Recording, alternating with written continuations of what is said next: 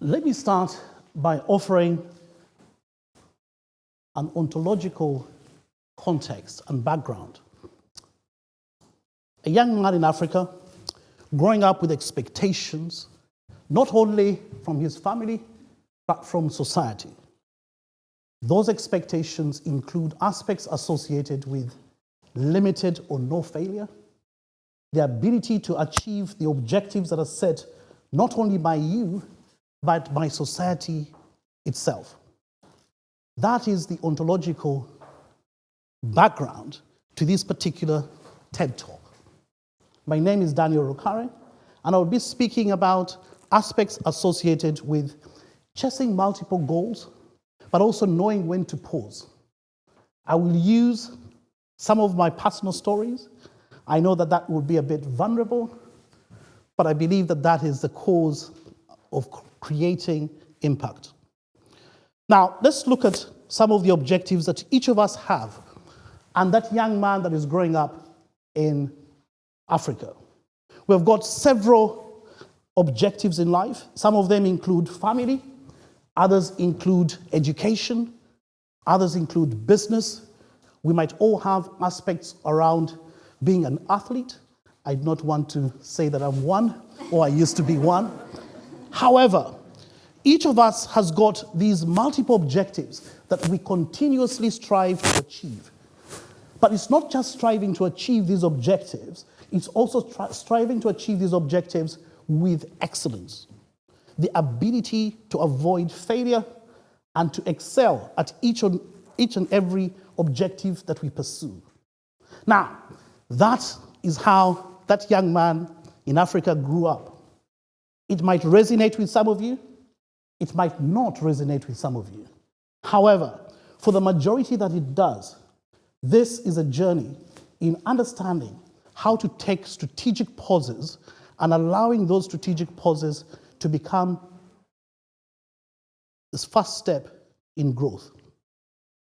For example, this young man started a business in London, was doing extremely well, continuously pursued education, because in Africa, the only investment you can give yourself is quality education.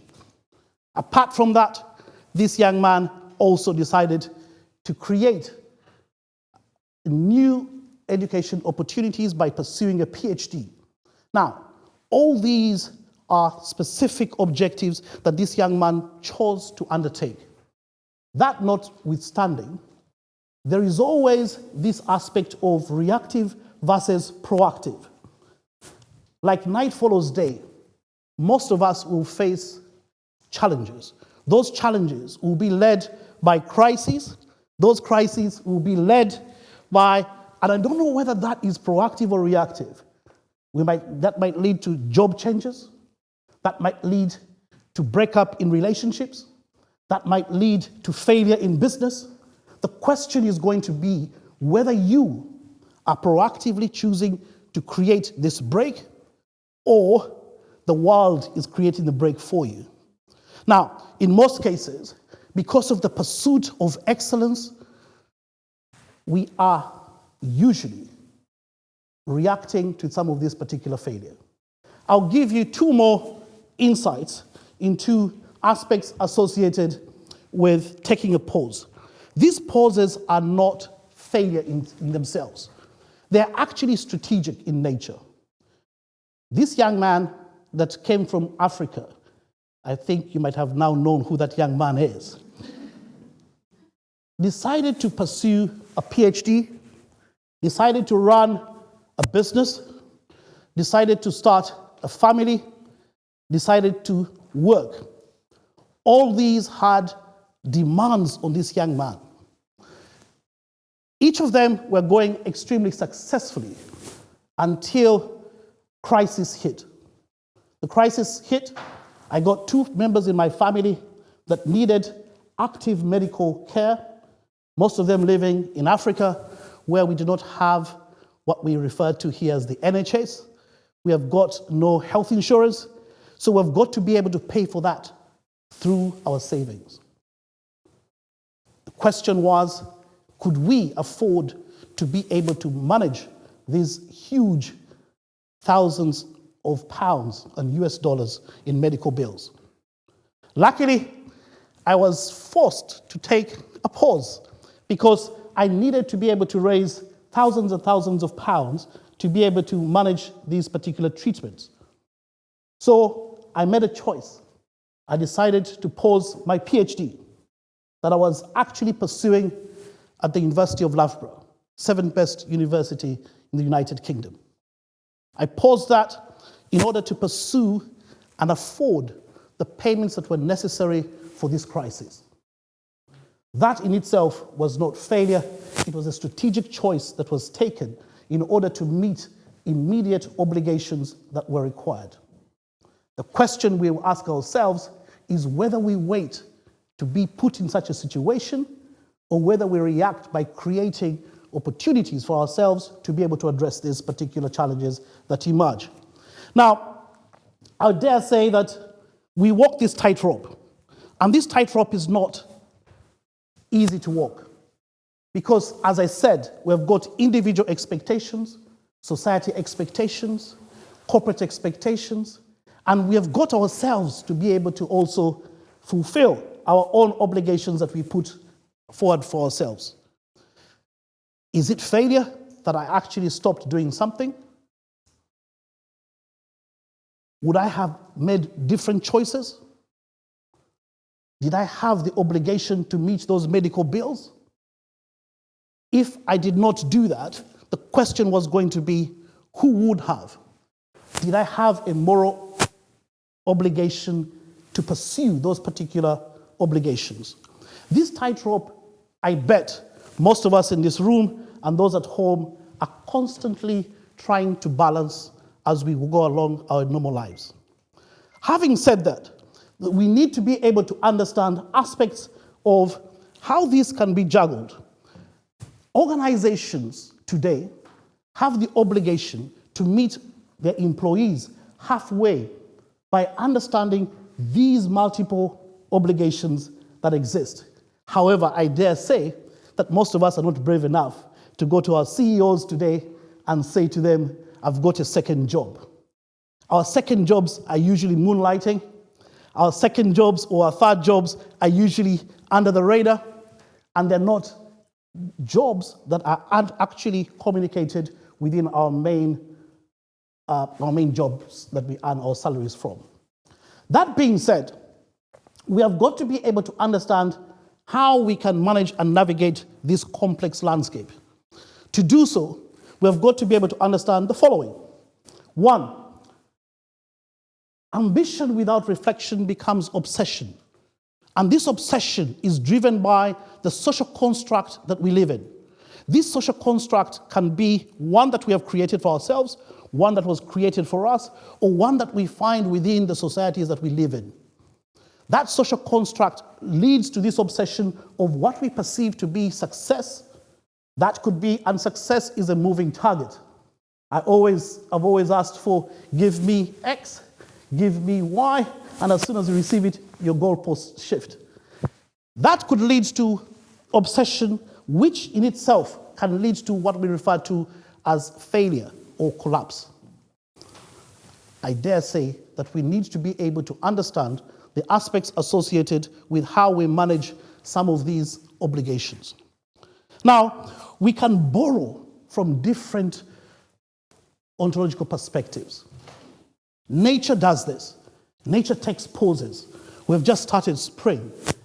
We always know that from different seasons, nature actually goes through these pauses to strategically create the next growth phase. Why couldn't human beings, or why can't we, as employees, as individuals, take these strategic pauses? This doesn't only cut across nature, but also gets into aspects associated with business. I'm one of the professors here at Holt International Business School, and we teach this on a day-to-day basis. Organizations are perennially taking pauses. They are looking to be able to adjust their strategies and build disruptive models that allow them to remain ahead of today, but also tomorrow's competition.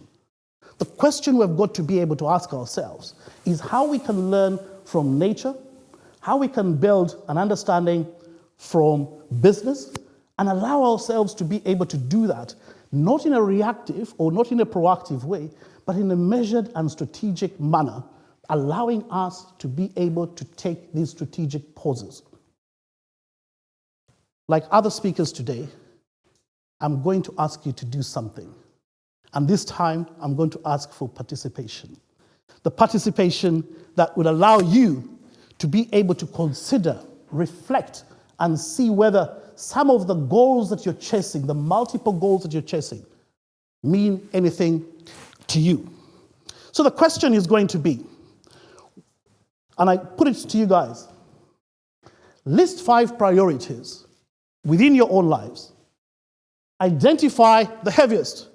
Which of those 5 priorities do you have today?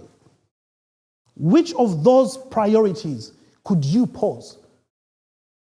I'll stop for a couple of seconds for everyone to reflect on those 5 before I'll ask for a volunteer to be able to tell me which of those 5 they have selected.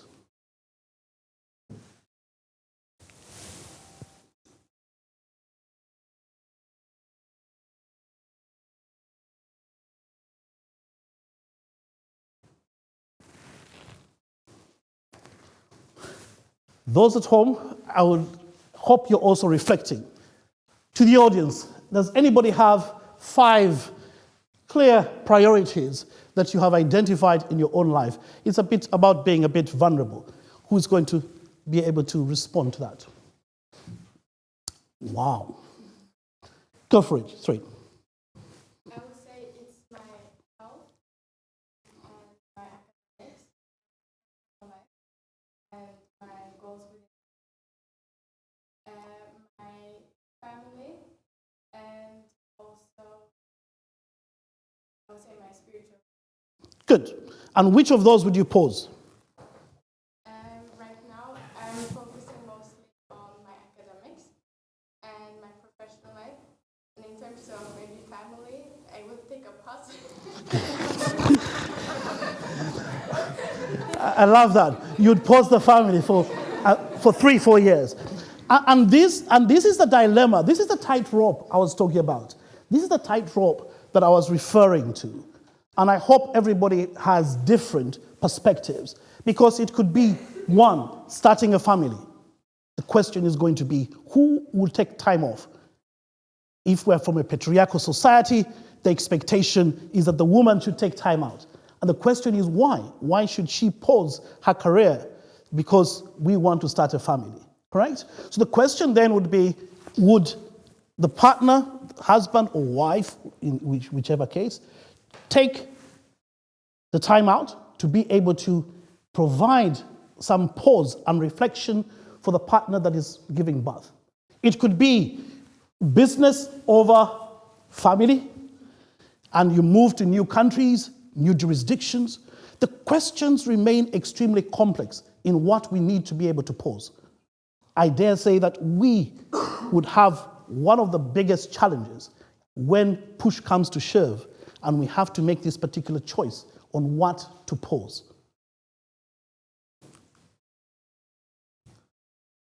In understanding taking these strategic pauses, we have got to be able to understand that we have got to limit this urgency, because urgency in itself is not that important. I have seen this in my own pursuit of business. I have seen this in my own pursuit of education.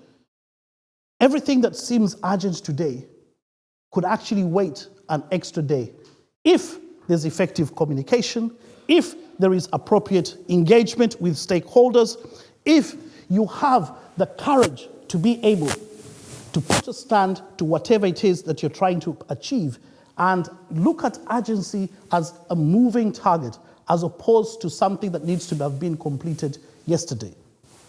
I'll look at the second aspect of looking at a temporary pause and assuming that that is defeat. I've got different interpretations of failure and how this is looked at. I will not do any stereotypical interpretations of how societies look at failure. Some societies celebrate failure. I've got a friend who starts his conversations as, I have started 5 businesses and all of them have failed. That is his badge of honor, that he has 5 businesses that started and all of them failed. Other societies look at failure and nobody ever speaks about something that has failed.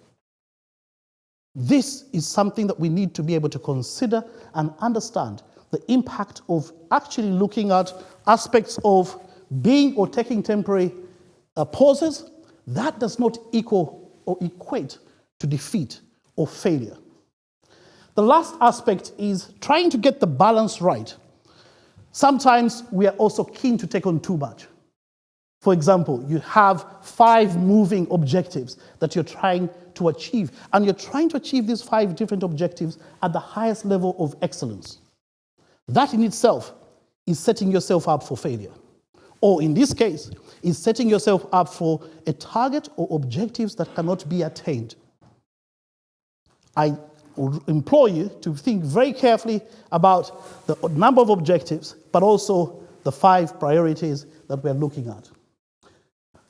As we wind this up, I want us to be able to understand a few things. Before we crash, we've got to be able to understand that there are systems and processes that could support individuals as we go through these particular phases. One is to build resilience and adaptability. There's a term that I like which is called anti-fragility.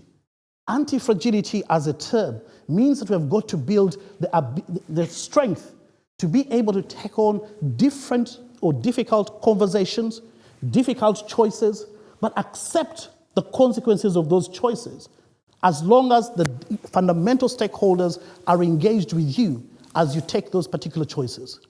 Being anti-fragile is not being weak. Being anti-fragile is not being, you're not lacking the ability to achieve your objectives. What you're doing actually is building the strength to take the first step for growth as you strategically make those particular choices. As I run to the conclusion of this talk, I want to be able to bring 1 or 2 aspects out for you. The dream that I pursued, the young African boy that paused his PhD, that managed to push the boundaries of business, the dream did not vanish. All I had done is put that study objective on pause. I later picked it up, and I'm proud to say that that is now being completed. That was never, and you can imagine, working in an organization or in the education sector, picking that particular objective to pause was a very interesting choice that I had to take. Because as part of my own progression, as part of my own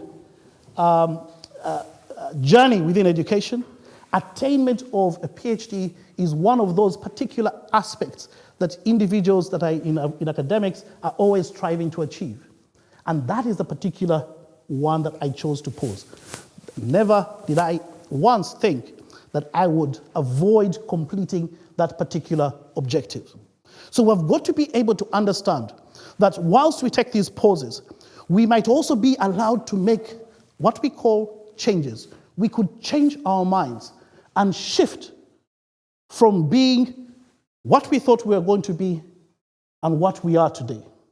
I'll give you 1 more example of this young African boy. I've now given it away. This young African boy had 3 different objectives that you'd like to have come out with. 1 was an athlete, believe it or not. This young African boy knew how to swim, knew athletics, and that was one of the dreams. The second was to be a serial entrepreneur, which he continued to do. And the third was to become an airline pilot. My best friend today is a commercial airline pilot. He continued to become an airline pilot. I have done training to become an airline pilot without much success, because I was able to change my objectives. Today I stand here as a university professor, as a serial entrepreneur, as a family man, but also a person who understands when to take these strategic pauses. I will conclude this conversation by bringing a few things to you. One, give yourself permission to pause. Number two, try to prioritize those particular 5 priorities that you put in place. Pick, because all of them are not the same. Number 3, you're allowed to change your mind. And by changing your mind, it does not mean that you are failing. Remember the social construct? The social construct itself has its own expectations for you. You might want to have different expectations for yourself.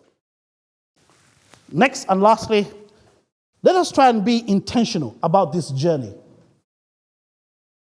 Individuals will gravitate towards you as they see success.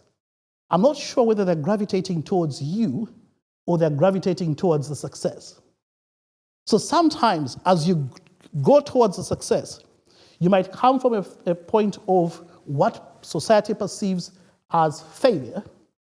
You'd have fewer friends, fewer people around you, but I can bet that as you gravitate towards success, you will probably get new friends. I always say be careful about new friends, especially when sometimes new friends are okay. Depends on when you get them, right? But however, be intentional about your journey towards this particular success. I would like to conclude this talk by asking you to think very carefully. Remember, only one brave respondent gave a response on her 5 priorities. Everybody in this room and people at home have all articulated 5 priorities that they would have. The question is going to be, which one of those would you pause? What strategic choices would you make to pick that particular aspect? And when would you pick it up? And as well, have the courage to change your mind if the circumstances and the variables change. With that, I would like to bring this to an end and say thank you very much for listening to me.